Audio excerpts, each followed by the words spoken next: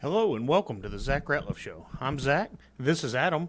He's the premium listener, the premium member, and getting the premium package content. Adam, what's up, man? How are you? I'm great. How are you, Zach? Hey, I'm good.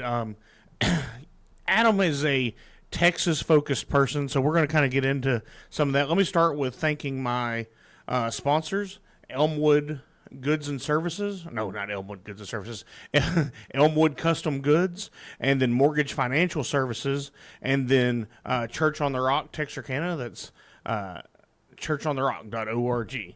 So, Adam, let's kind of get into let's hit some of this national stuff real quick, and then we'll go into what's going on in Texas. You're much more in tune with that than I am.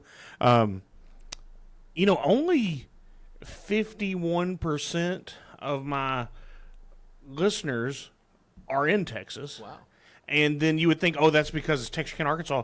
But that actually doesn't carry. There's only a couple of cities in Arkansas that show up. But, the spread is across 23 states. So, but where Texas goes, so goes the country. And I feel like it may be people that have a connection to Texas. Oh, absolutely. So Yeah.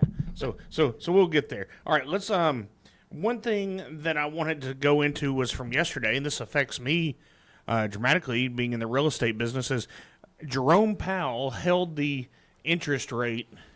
He didn't drop us any. The Fed didn't drop the rates at all yesterday.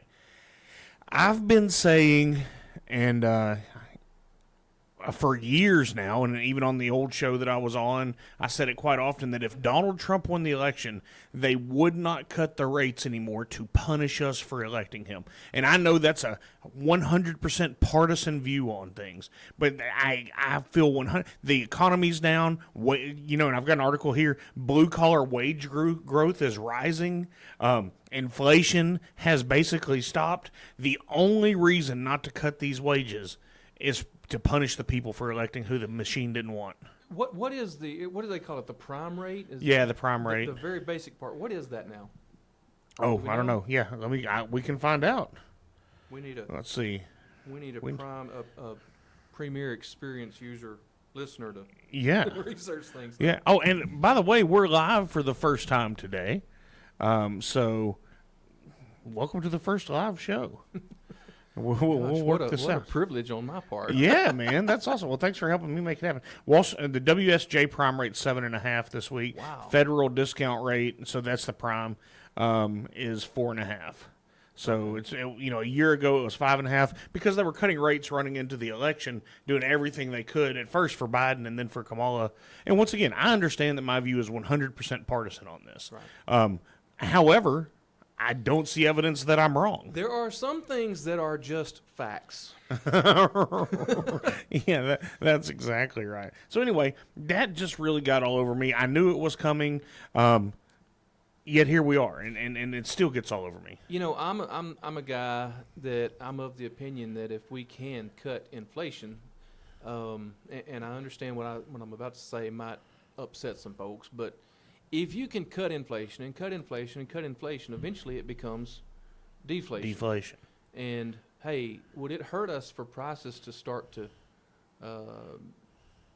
be reduced? What's the word I'm looking for there? No, yeah, a reduction in price doesn't never hurt us. Make it more affordable to live. On the other hand, I understand that when that happens, your stocks, your financial investments, right, they're going to start taking a cut too. Yeah, if you go into a deflationary period, it can happen. But look at how much even – in the last 20 years, how much more expensive things are. Exactly. Now if you go, you can, used to, if you went to a restaurant and dropped $100 bill, man, you were doing something. I'm not saying that's still easy to do, but I'm saying you can go out, if you went to Benchmark, or if you went to Twisted Fork, or if you went to... Never heard of those. Yeah, but if you went somewhere that was a higher-end restaurant, you're $50 a plate for drinks. And now I take my family of 4 through McDonald's drive-through, and I'm paying a $40 bill for something. You got to hit that $5 menu, man. Whole different thing. There's something about value in McDonald's I don't understand. No, I don't either. But this is all tied to the interest rate, and it's all tied to making things more expensive for us. So And then I have in my notes, I'm like, oh, the Fed hates us and it's punishment for electing Donald Trump. And so, I mean, that's what I think. And this is my show, so I can say it. And I mean, I'm a John Birch Society member too, so I'm very hot on the Fed, like hot against the Fed. Right. So, yeah, I believe, and I think you're going to get into this here in a minute, but I believe the Federal Reserve has us all as slaves because of their control over us. We want to grow our wealth individually, whether we have a lot of income or not. But man, when they raise those rates and prices go up, how can you build wealth if you're busy trying to pay the bills from one month to the next? No, yeah, that's exactly right. Well, and it's funny that you mention us being slaves here on June 19th. So happy Juneteenth, everybody. I didn't realize this wasn't a known holiday outside of Texas so much. I mean, I understand that, what was it? It was June 19th when the message got in 1865 when the Emancipation Proclamation message got to Galveston. Right. And so that's why we celebrate Juneteenth. But it was just a few years ago that they made it a federal holiday, but I thought everybody knew what it was. Right. I mean, yeah, I've lived in Texas all my life, so yeah, I've always heard about it, but until Joe Biden made it a federal holiday, I don't know that anybody knew what it was. Speaking of 1865, it seems like there was something else going on in 1865 in Galveston that was related to this. Something about a group of men starting a party. Well, I think that was 1867. Okay. But yeah, so sometimes things move slow in Texas. Yeah, here's the timeline.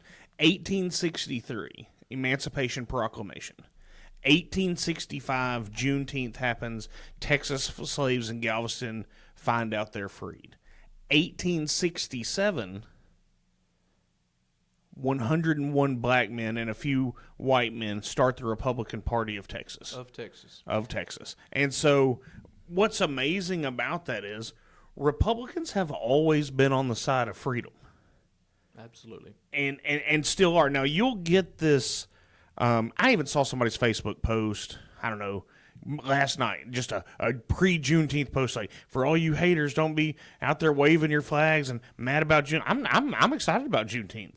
I'm not mad about it. I'm glad that our country learned and we did make progress on this issue. Absolutely. But however, the same party that brought you slavery and that brought you the KKK and that brought you Jim Crow laws, they're still for slavery, but it's just financial and economic slavery, and they're just breeding voters out of people that they don't want to let get out of the trap of government servitude. I just imagine there are people associated with that party that are sitting in a closet somewhere, probably a small office or closet, that are thinking, how can we put our thumb on these people a little bit harder? Well, that leads you right into the immigration thought, right? So when, the entire country, they talk about the red wave. They're like, well, what exactly a red wave? Every district in the country almost went to the right in the last presidential election. Mm-hmm. And every voting dynamic, except for college-educated white women, went to the right. So that being said, the Republican Party and Donald Trump, more than that, got more black votes than was, and that's what, the argument can be made, that's what won him the election. So if you're, as a Democrat, if your party, and not you're a Democrat, but if the Democrat Party is losing voters, what's the easiest thing to do? Bring in more voters, give them free stuff, and promise them that they can have the American dream, except for we don't know what American dream is anymore. That is the question. Was that so much for you? Well, it's, yeah, I feel like, I don't know, there's a lot there, and we've been hammering on it so long that I think it's pretty common knowledge. We've got to fix the problem of immigration. I even, on that thought, I saw a post yesterday, probably on X, that the what do we call it, the Border Patrol posted something that they have not let one illegal alien into the state of Texas this month. Yeah, as opposed to 64,000 this time last year. Right. Yeah. What's the difference there? I know. Leadership? Leadership's key. Well, that's kind of like this Iranian thing. If you want to go to leadership, I mean, Trump keeps saying, "Oh, we're keeping all options on the table," and everybody's freaking out about what he's going to. Just let the man lead. Just let him lead. It's working. Right.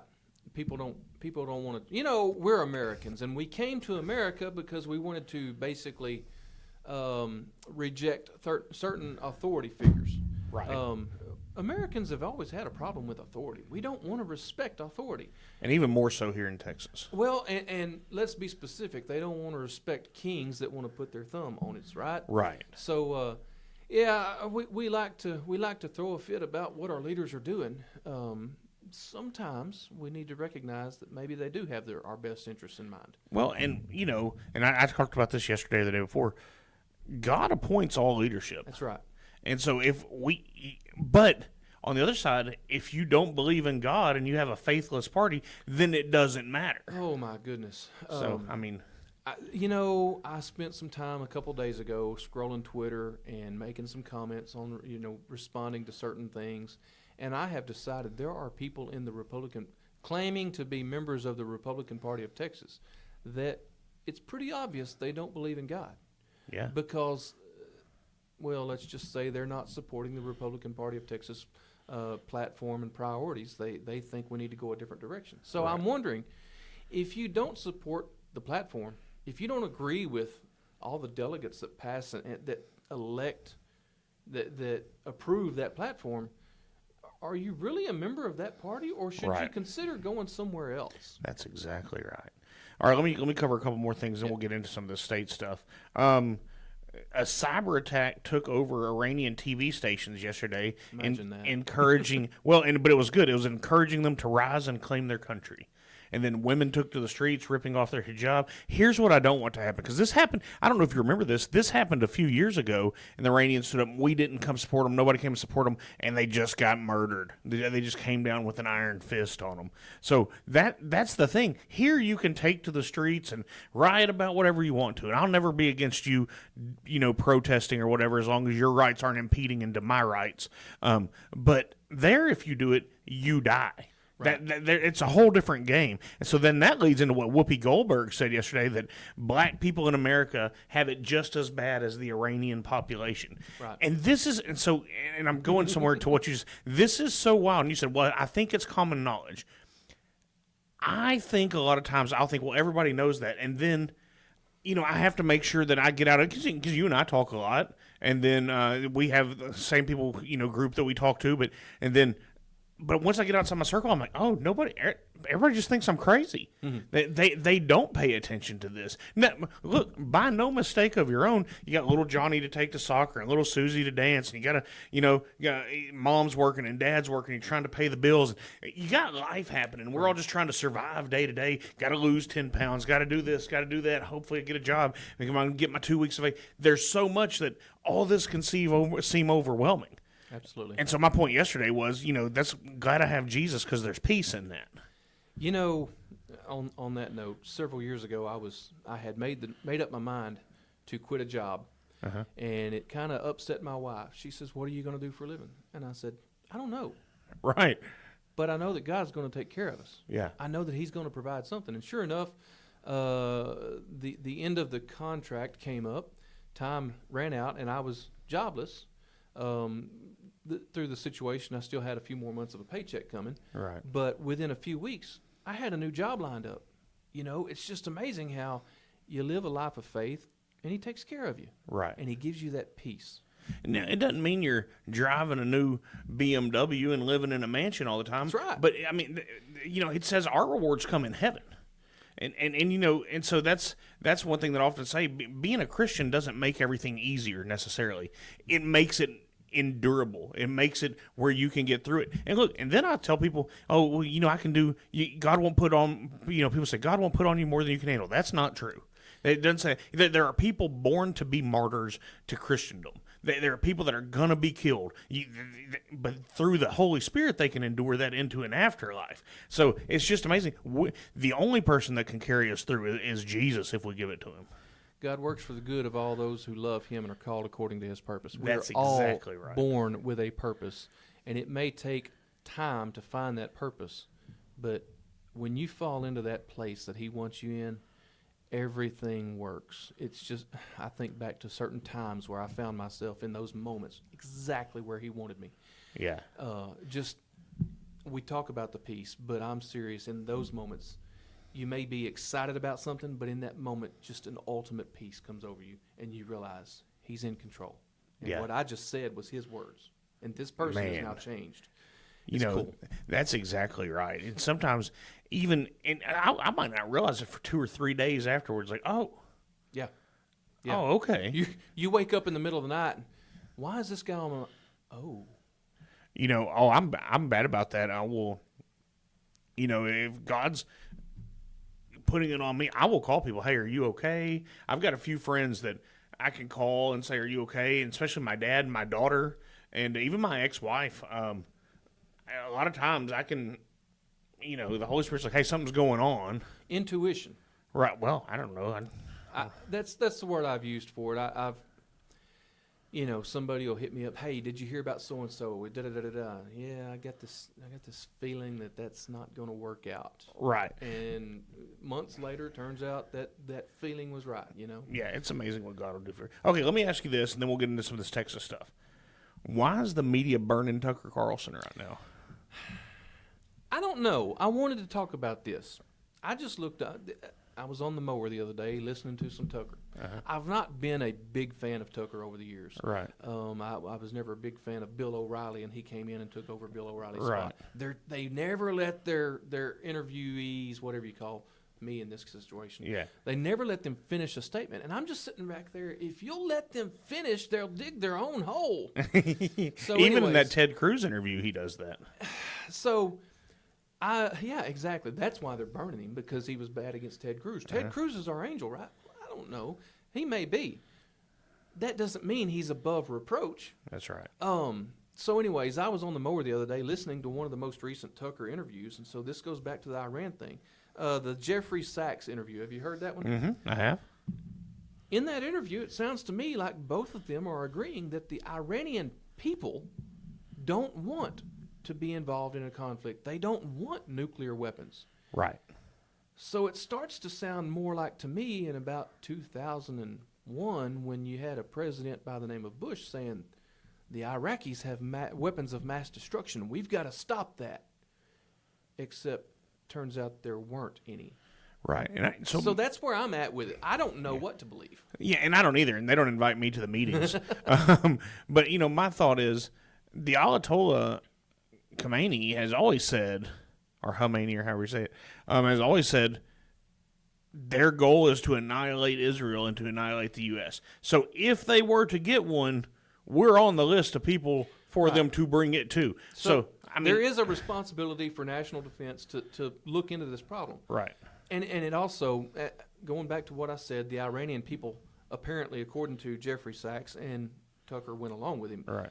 And, I mean, now that, you know, Elon's dropped internet into Iran and is showing them celebrating in the streets. There were a few other interviews that he did with people that were saying something similar, okay? So the question is it possible that the leadership of Iran does not have the support of the Iranian people? I'd say 100%. That happens a little bit more often than we need it in this world. Yeah. So yeah, you mentioned a while ago somebody putting out what would you call it? Not propaganda, but literature, trying to get people to rise up. You know, Right. all these immigrants that we have coming into America over the past 5, 6, 20 years. Right. They come because our country is unsafe. We went to war with the people that were terrorizing us here in this country. Right. 200 and nearly 50 years ago, and we brought a change. Yeah. We stood up against those that were pushing us to do things we didn't want to do. That's right. And I think, was it Then we went to Thomas? war again with them in 1812. Yeah, and Thomas Jefferson, I think, is the one that said something about the blood must be shed at the tree. I don't remember what the quote was, but I think it was him. Right. Sometimes when somebody's trying to get you to do something that you don't want to do, You got to stand up. you're in danger. You've got to stand up for yourself. Well, that's anywhere in life, and that's even. I mean, Exactly. you've got kids. That's what I work on my daughter with all the time. I'm like, hey, it's okay to be. We want to be kind, not nice. Because when it comes to it, your kindness can be put on the shelf for a second. You can slap somebody around if you need to, but being nice is just being a pushover. So, funny story about that is last year I get a call from the principal, and she was in. Well, I guess it was the year before last. She was in second grade. She's going into fourth grade this coming year. And Mr. Ratliff, Nori's been in a physical altercation. Okay. What happened? Well, I'm going to let her tell you. Okay. And it started, well, she tried to take my hula hoop. And I said, all right. So anyway, she goes into this. She had it. Girl tried to take her. She told her no. And anyway, my daughter was not the aggressor, but she was going to wind up having lunch detention in elementary school because of it. And I said, and I talked to them. I'm like, did you verify this on the cameras? They're like, yeah. I'm like, she didn't start it. They're like, no. So I just went and picked her up, took her to get ice cream. I said, we stand up for ourselves. So your point, that's what, and anytime the Iranian people, that's what we did as a country in 1776. That's what we did again in 1812 in the the War of 1812 with the British. It's what we have repetitively done, but that's why I'm glad to see this for the Iranian people now, is because the last time they did this, no one would support them. Right. Because every time that we have, as Americans, have stood up for ourselves, we had the backing of France in the 1700s. And even that was a worry from the Union side in the Civil War, was that France was going to back the Southerners.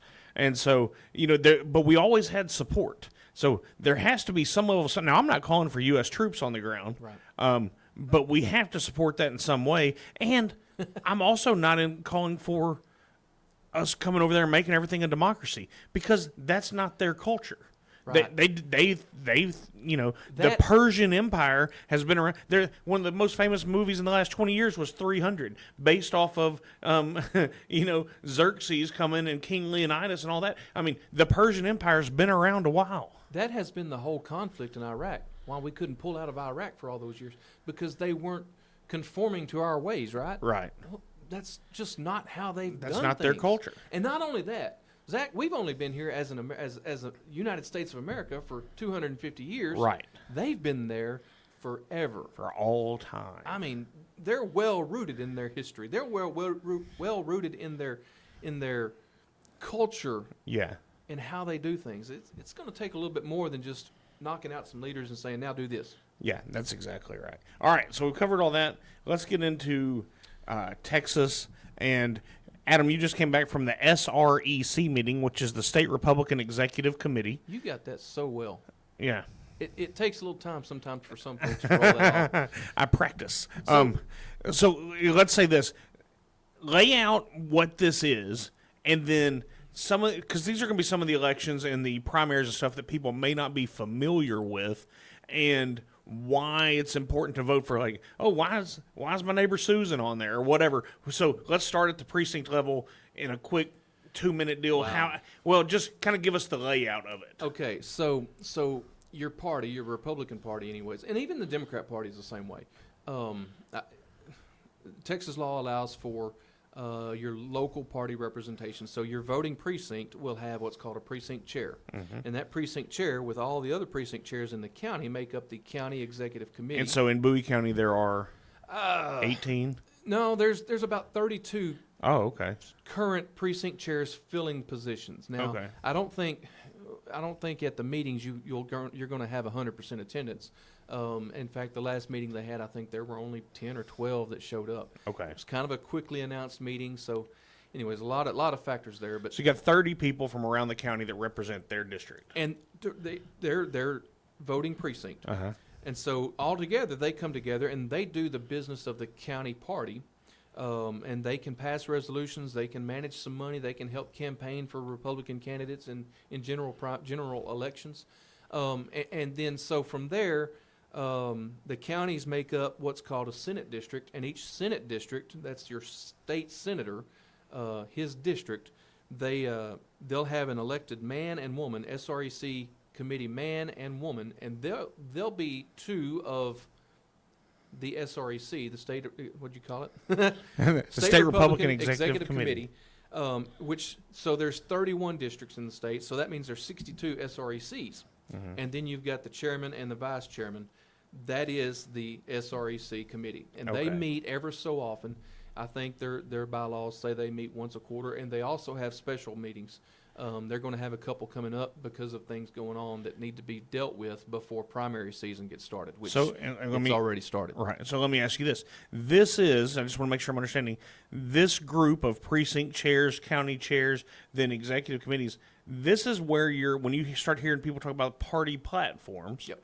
And what your party believes, this is where you, as someone who lives on 3rd Street in downtown Texarkana, this is how you make it known what you want your party to do for you. Absolutely. You've got to be in contact with your precinct chair and say, I want this. How do we as a party make it happen? And that person's going to say, well, let's write a resolution and let's pass that up the chain of command through the party and go to the SREC, or in the case of state convention season, we can pass that through the county convention, to the state convention and pass it and get it into, maybe it's something you want to add to the platform or change in the platform, or you want to make it a legislative priority if you can get enough support. So, yeah, if you're the guy over there on 3rd Street that wants this change, if you can find enough people around you or across the state that believe the same thing, when enough support comes in, the party can modify our documents, our beliefs, what we call the platform principles things, and we can change our stance on that thing. So maybe we can strengthen our stance on a thing. So let me ask you this. So that's how me or you or anybody else that's a Republican wants to influence their party. They talk to their precinct chair, that goes to the county, goes to the state. Then we decide, hey, this is the platform. So then, let's say we're going to support the Republican candidate for, let's say, a House district or a Senate district at the state level. Then we want them, if they're running as a Republican, to sign on and agree that they'll hold to this platform that we voted in. Correct? That is correct. Let me put it to you this way. This analogy was made with reference to closed primaries, but I think it applies to what you're talking about also. If we want somebody to represent us, we want them to believe the same things we believe. Right. They're free to vote on the floor of whatever house they're in the way they feel, but I'm hoping that I elect somebody that believes the same way and would vote the same way I would on an issue. Right, Okay? because it's a representative government. and so you want them to hold the same values Exactly. that what you put into place through the Republican Executive Committee, through your county, through your state and your precincts, so that your values, your whatever it may be. You want fried chicken every Thursday or whatever it is. You want that to be part of who they are. Right. So I'm going to say it like this. If I'm the Dallas Cowboys, I want a coach that's going to accurately coach my team the way we want it to go, right? Right. So I want to elect well, that's the point. I want to elect a coach from not from within, but I want my team to elect the coach to represent me. Right. And they're going to say which coach is going to do the right job. Right. Well, if we let the Philadelphia Eagles vote for our it's a problem. For our coach, then we're pretty sure they're not voting for the best coach for us. Right. So that's we want our representatives to be on our team. Yep.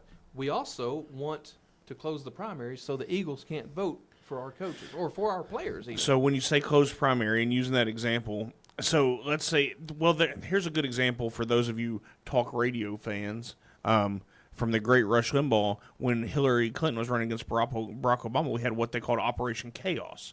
And that was to go on and prolong the election season as much as possible, to have Republicans go and vote to make the Democrat Party spend as much money as possible in order to just make them run out of money. So that happens in our elections even locally, correct? And especially for state office. Yeah, they like to spend money. The problem is, and we were talking about this before we started the show today, it's getting harder and harder to find people to run as Democrats because the Democrat Party just seems to be moving so far left that less and less people want to be associated with it. Well, and I know you've heard me say it. 100% of Democrats are Democrats, and 50% of Republicans are Democrats. Less than that. Well, I think at least half of them are. If we look at the Texas House this past session that just ended a couple of weeks ago, it's like 32 out of 89 or 87, I think, representatives that are actual.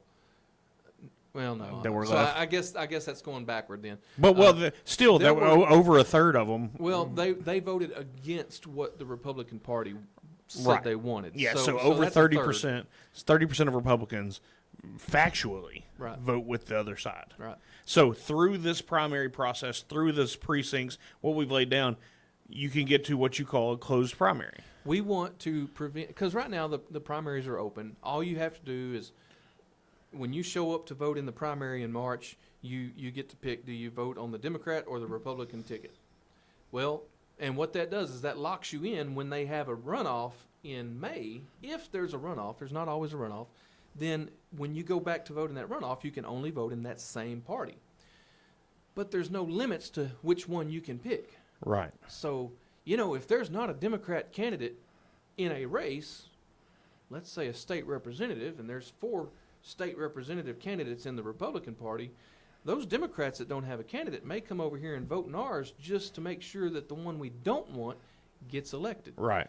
So if we close the primaries, we prevent anybody who hasn't previously associated with the Republican Party from voting in that primary. And let me give you an example of that, if that's okay. So, not stating any names or stations, but I know for a fact that when that happens and there's not a Democrat, that the other Republicans, and look, this is just good politics, but good politics isn't always for good morals. So let's differentiate the truth. But good politics says that you're going to advertise on alternative radio stations than your Republicans would listen to, and you're going to advertise to a different demographic, and then tell them that the person you're running against is going to take away your benefits, take away your access, take away these things, and then drive out a traditional Democrat voter, drive them to the polls in order to support you. And so if the primary was closed and you hadn't declared as a Republican, this would not be possible. So the solution, as far as Republican Party of Texas is concerned, is to close the primary. Uh-huh. And so I want to clarify this. I am not an SREC committee man. Right. I am just observing that it is acceptable. I am free to attend these meetings, just Right. like your county party meetings. If you can find out when those meetings are, Which you're that's free sometimes to a attend. trick. That is a trick sometimes. I may be working on that a little bit. We'll see what happens with that. But so I decided a couple of months ago. Well, it was March. I was planning to be at the Capitol to testify on a couple of bills. And how much time we got? Oh, just keep rolling. I found out that I was going to go on Thursday, and I found out that Friday and Saturday following are the SREC meeting. Right. Hey, I'd love to hang out with some of these folks I've met at conventions, some Right. of the folks in the district that might be there. So I'm going to hang around town, and I went. And man, I learned some stuff. Yeah. I learned things that, so your SRECs, they have to serve on committees. Okay. And on Friday, they do several different sessions. And so they'll be in 2 sessions while there's a third going on. Well, what if something happens there that news don't know needs to about. get? Yeah, they don't get the full details. So Yeah. I thought, man, if they're going to be working over here and doing their job in these committees, I'm going to go listen into this. I may not be able to take part, But you can deliver the but message. I can listen and deliver the message. And so this past weekend, I was down there, and part of the message that I'm sure they'll get around to delivering to us, but I was told go ahead and spread the word all I want. Uh-huh. They changed, so at the convention last year, they set up a rule of how you're going to be qualified to vote in a closed primary. Okay. And apparently there's some issues about how we could be challenged as a party about the legality of it. So the SREC committee voted to change the rule, and it still says the same thing. Right. But now it says that you got to be a citizen of the United States, which I think is great. Yeah. It also says you have to be registered with the Secretary of State as a Republican. I think it says before a certain date. Or so you can't just walk up and do it. Well, yeah, well, there's a big purpose to it. That before that date is like right before filing season opens. Oh. So you can't wait to see who files where to run. You got to pick your party before the candidates file to run. Well, that doesn't mean there's not already somebody announced that I know a few candidates that have announced around the state. You and I are going to know who's going to be where usually. But there's a lot of folks even within the party here in the county or in whatever county, they don't know those things because they're busy, as you mentioned earlier, living life. So the RPT, the Republican Party, wants you to register to vote before filing date so that we are a party associated together, and the reason we joined is because we all believe the same things. Right. Past that, come March, the problem is how do we get the Secretary of State to do the registration thing? And right now, we were hoping to get it done by legislation that the House and the Senate would make a law. Right. This is what the SOS. Which we missed that for the next 2 years. Right. We've missed that boat. Well, I mean, it's possible we could raise enough fuss that the governor calls a special session for it. But I don't believe our governor exactly sees the same priorities that we see sometimes. Right. Anyhow, the hope is to convince the Secretary of State, the Attorney General, and the Governor and Lieutenant Governor to say, you know what, we should ask the Secretary of State to set these rules in place. Apparently, it's completely legal for the Secretary of State to require the parties to register. And so if the Secretary of State, Jane Nelson, could do that for us, it'd be really great. Right. If anybody wants to contact them and say, you should do that for us, that'd be great. That would close our primaries, absolutely.